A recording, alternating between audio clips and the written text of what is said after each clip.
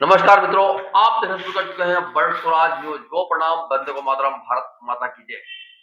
हम आपके समक्ष लाए हैं हमारा सबसे बड़ा शो, न्यूज का डीएनए टेस्ट।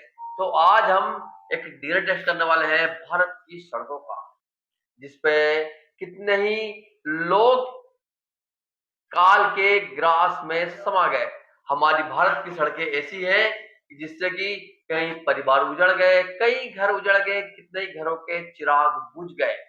हम बात कर रहे हैं एक कल जो घटना घटित हुई। बुरहानपुर से गणेश की प्रतिमाएं कुछ युवा ला रहे थे और रोड खराब होने के कारण, रोड में गड्ढा आने के कारण एक ट्राली पलटती है, गणेश जी की प्रतिमा भी पलट जाती है और युवक की हो जाती है मौत। इसका जिम्मेदार कौन होता है? आनंद फानंद में जांच की गई। अब सोचिए हमारे भारत के अधिकारी कैसे हैं? जिम्मेदार किसको माना है? जो कलाकार जिसने मूर्ति का निर्माण किया, हमारे अधिकारियों ने उस कलाकार पर कार्रवाई कर दी। आप सोचिए, क्या भारत में कला का प्रदर्शन करना भी जुर्म है? जुर्म हो चुका है। जो ये दिखाया गया कि आपने 20 फीट की प्रतिमा बनानी थी 10 फीट की और बना लिया आपने 20 फीट की, इसलिए उस व्यक्ति की मौत का जिम्मेदार उस कलाकार को ठहरा दिया। ये कहां तक सच है? यदि भारत में गणेशोत्सव की बात की जाए तो भारत में गणेशोत्सव बहुत धूमधाम से मनाया जाता है और प्रतिवर्ष यह एक प्रतिस्पर्धा होती है हर पंडाल में कि हमने इस बार 7 फीट के लाए, 10 फीट के लाएंगे, 10 फीट के है, इस बार 20 फीट की प्रतिमा बैठेगी। यह युवा में जोश और जुनून होता है। हमारी भारत की सरकार आजादी के अमृत महोत्सव में, आजादी के 79 वर्षों में भी हमारी सड़कों की दशा क्या है? और हमारे भारत के अधिकारी जिम्मेदार किसको मानते हैं? जो कलाकार जिसने मूर्ति बनाई, हमारे अधिकारियों ने उनको जिम्मेदार नहीं माना। जिन ठेकेदारों ने घटिया निर्माण किया, जिन ठेकेदारों के कारण रोड पर गड्ढा हुआ, जिन ठेकेदारों के कारण घटिया निर्माण के कारण ट्राली पलटी और युवक की मौत हुई, हमारे भारत के एक ऐसे अधिकारी है, हमारे भारत के ऐसे अधिकारी है जिन्हें गोल्ड मेडल देना चाहिए, जिनकी कार्रवाई पे उन्होंने किसको माना जिम्मेदार? उन्होंने जिम्मेदार माना है मूर्ति निर्माण करने वाले को, कि आपने इतनी बड़ी मूर्ति का निर्माण कर दिया। भारत में गणेशोत्सव की बात की जाए तो ऐसे कई स्थान हैं जहां पर 125 फीट की गणेश जी की प्रतिमा भी विराजित होती है।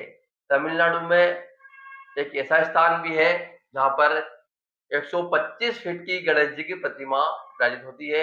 यदि हम मुंबई की, महाराष्ट्र के गणेश प्रतिमाओं की बात कर ले, धूमधाम से मनाया जाता है और मुंबई में 45 फीट की गणेश जी की प्रतिमाएं विराजित होती है।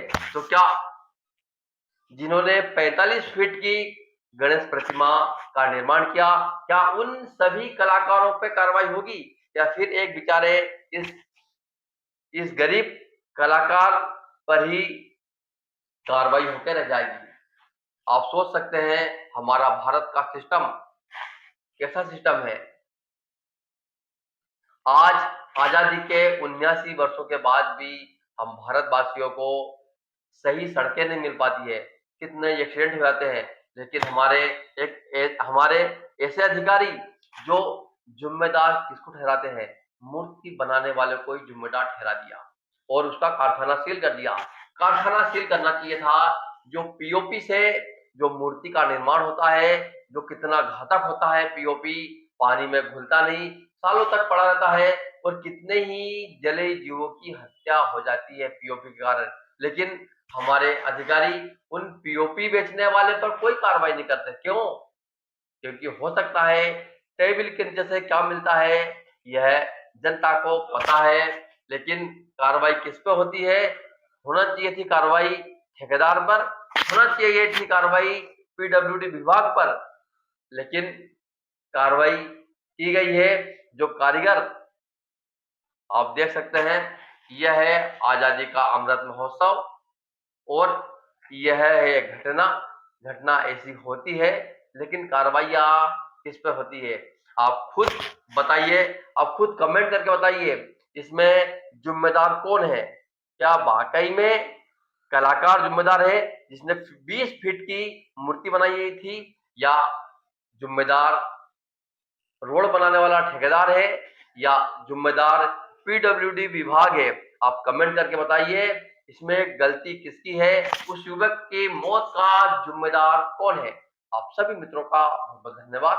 हम आपके समक्ष लाए थे हमारा एक खास शो न्यूज का डीएनए टेस्ट। तो अगली बार फिर हम मुलाकात करेंगे हमारे इसी शो में, न्यूज के डीएनए टेस्ट में।